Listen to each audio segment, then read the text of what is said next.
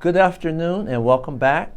We're here today and we want to talk about this COVID-19. It seems to be getting worse.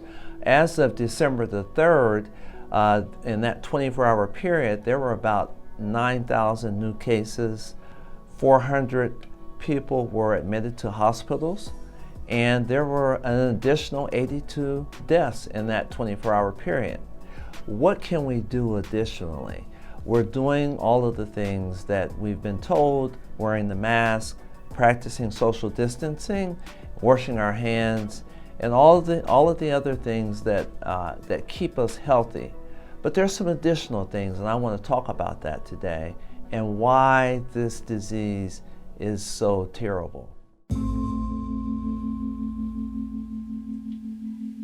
First of all, I think we need to go back because I know that as a layperson or people that aren't in medicine or scientists, or they're wondering what is going on, why can't this thing be figured out?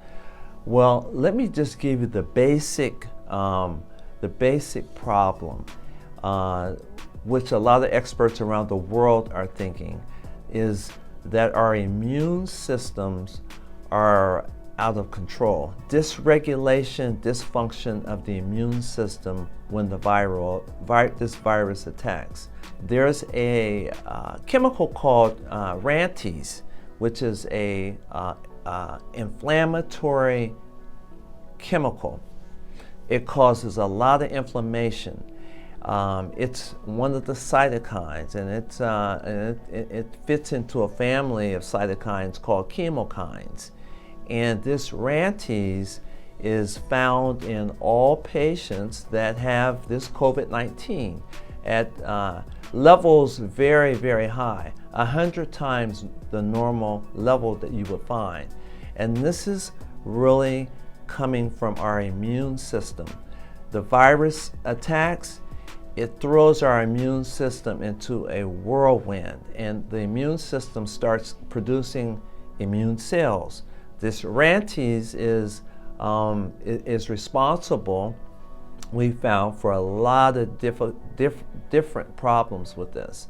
There's other immune cells too, but I really want to focus on this RANTES because you're going to hear more about this as this thing progresses. We talk about the long haulers. That's what we talked about last week, and there's a group, Dr. Bruce Patterson's group, has looked at this RANTES, and even after the person has been infected with the virus and weeks later, this RANTES level is still 10 to 20 times its normal. They have found also that by decreasing this RANTES level with different medications, that the patient seems to get better. That's pretty compelling evidence that if we can bring our immune system under control and get it where this RANTES level is not off the chart, patients could get better. What we're really talking about is a hyperimmune state. Our bodies, patients that have mild cases have high levels of RANTES. Patients that are severely sick have,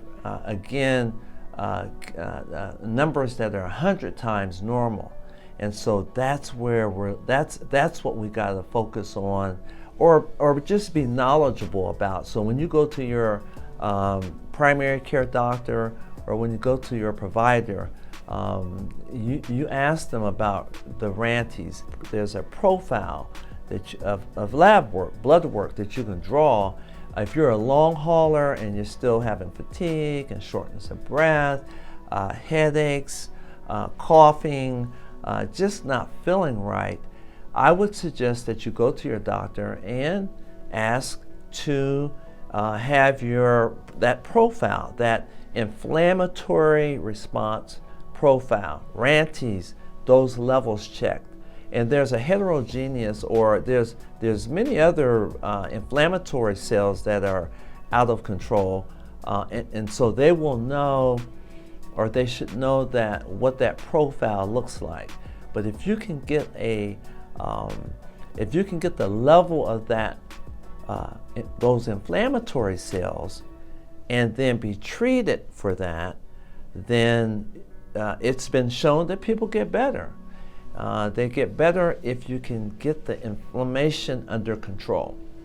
The list of vitamins and supplements that everyone should be on, whether you've been tested or had symptoms, or you're having them, or you had COVID-19 and you're dealing with this these ongoing symptoms. The list of vitamins and supplements include vitamin D, vitamin C, zinc, melatonin, and an aspirin. And also, I would encourage you to ask your provider about ivermectin. Ivermectin, it's a medication that's been used, and there's been studies shown that this medication helps people to get better, feel better, especially with these long hauler symptoms. So I would encourage you to really be on all of those daily now, starting now, because again, things are getting worse and we don't know where this is going. And so we want to prep our systems, our bodies, our immune system, so it doesn't go into this hyper immune state where things are completely out of control, RANTES is high, and people end up on the ventilator or in the hospital or really sick at home. There is one very important thing that I want everyone to know, and I think this would help a lot of people. Everyone should have in their home an oxygen indicator. It's a small little device. You just put it on the end of your finger and it will tell what your oxygen level is in your body. Typically, people, if there's no problem with breathing or taking in oxygen, people are usually run anywhere from 98 to 100%.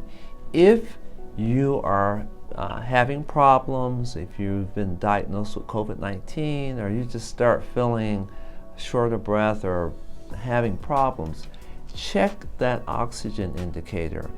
If you see that it's ranging less than 92, on your way to the emergency you should go. If you are only at 92%, you need to go to the hospital because things are headed in the wrong direction. If you like this information and want more information, hit the like button and become a subscriber. Thanks, and we'll see you next week.